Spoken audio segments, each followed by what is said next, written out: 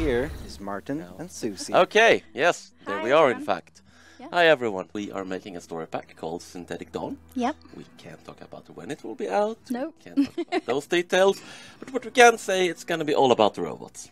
It is. All about the robots. And it's very exciting. Machine Empire is a major, basically the headline feature of Synthetic Dawn, where you can play as a robotic hive mind from the start of the game. There is a bunch of new robot portraits coming, and we will be playing as the Blorg, sort of fungoid team one. Then you have the new Machine Intelligence Authority. There are 3 different special kinds of Machine Empires.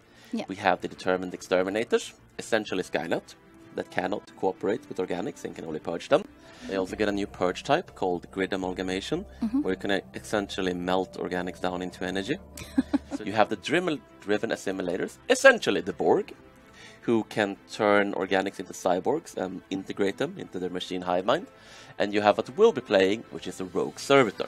You know, a network of AIs that were designed to tend to their organic masters' every need. And as those organic masters retired into pleasure and just enjoying their lives, the robots took over and have now decided that organics are best not given any responsibility. Is there any way to start as a machine without being a hive mind? No, because if you actually had, the full synthetic from the start, that would be incredibly powerful, and you would just be a straight upgrade on a regular empire rather than, its own thing. So we decided to go this route for the machine empires. So if you look at our planet, and we have our Roboblorg, who of course are doing most of the labor, and we have our Blorg. So the Blorg have, for the rogue servitors, have what's called a biotrophy citizenship. This is a special kind of citizenship where they are essentially largely useless. Yep. Because all they're doing is being pampered and tended to. They're basically cats. They're basically cats, Yeah. except... But Blorg. And they have the mandatory pampering living standards. That sounds lovely. That's pretty good. So our Blorg live in a special kind of building, which is the only building that biotrophies can work. Organic sanctuaries produce unity. We'll be able to upgrade them later to produce more unity. The rogue servitors also have a special mechanic called servitor morale. Based on the size of our population, that is biotrophies, we will get a static influence income as we fulfill the prime directive of protecting and caring for those squishy little organics. Oh yeah, reminder, hot code, etc. Yeah. Everything here is work in progress, no numbers are final, all the other, disclaimers. Can synthetic empires have none of the 3 civics? Yes, you can just play a basic machine empire, you don't have to play any specials. Will the machine empires be able to switch their ethics? No, you cannot switch those in and out after the start of the game. All of those are locked in. Yeah. So, because they have to do with the origin of the machine empire more than anything else. And we convert into a synthetic hive mind later in the game? There's going to be something on that next week. Okay. So, I Stay am not tuned. going to tell you right now. Given that there is a full machine portrait set coming, does that also include a machine ship set? No, there's no machine ship set coming. The reason being essentially that making a ship set roughly represents the same amount of work as making a whole story pack. Okay. Do these robots feel love? Yes. Of course they do. Of And course they've got they to do. care for their pampered, lovely Yeah. Blorg. Do robot empires have 200% I can't speak. Yes, they do. Machine empires have full habitability everywhere, so they can essentially ignore classes from the start, Yeah. which is a very powerful benefit. They do have some other drawbacks, like the lack of natural growth. You have to build all your pops. They also have less trait points, though you will be able to get more via technologies. Do the machine empires start with a bonus in energy? Because with robots needing energy, they'll need more than a regular empire, right? Yes. I mean, if you look at the home planet, instead of having a bunch of farms, we start with more power plants. So, yes. Oh, of course, we also have their own special food production building, because they do not get farms. Most of the machine empires don't use food at all. Our machine empire does, because, we have to feed the biotrophies, so we have a nutrient paste facility where we produce all sorts of nicely flavored nutrient sludge and paste for our Blorg to eat. I'm sure that will make them very happy. Having a machine nation, is there a unique ascension for them? As I'm sure cyborg robots or genetic psionic ascension isn't an option for mechanical beings. No, we have not added a new one, because they are essentially what they are. The way it would kind of work is we'd just add one ascension for them, and it would either be kind of pointless or kind of mandatory, so we didn't really feel it was that appropriate. Are machine empires affected by the AI rebellion crisis? Yes, they have special interactions with the contingency, they will be affected by the ghost signal, and they will have to defend themselves against being hacked by the contingency. There's a lot of, in general, special interactions with things like the contingency, all empires, event chains, the fallen machine empire. We have tried to really focus on adding things for the machine empires to make it feel like you really are playing an AI civilization, and to make the playthrough feel different from a regular empire. Cool. And you can see that our leaders are a lot younger than normally, because they're machines. So we can recruit a 2-year-old to lead our science ship. Aww. But I'm actually gonna go with a 6-year-old. You know. Yeah. Someone of a proper age. Slight maturity rather than a toddler empire. Robo-toddler. Leaders have more levels now.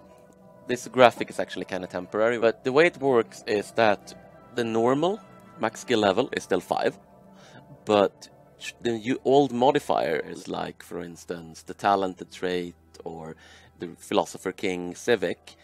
Instead of just getting leaders to start as better, you get a higher maximum skill level and higher maximum benefits from it. So you can potentially have level 10 leaders. And because we're machines, our leaders will not die from old age. They can potentially have accidents and break down. But assuming that they don't, we can end up with immortal level 10 robots running things. Which is incredible. If they do break down, is there a way to perform maintenance and fix them? No, but you can get a special trait that gives them a sort of backup. Great.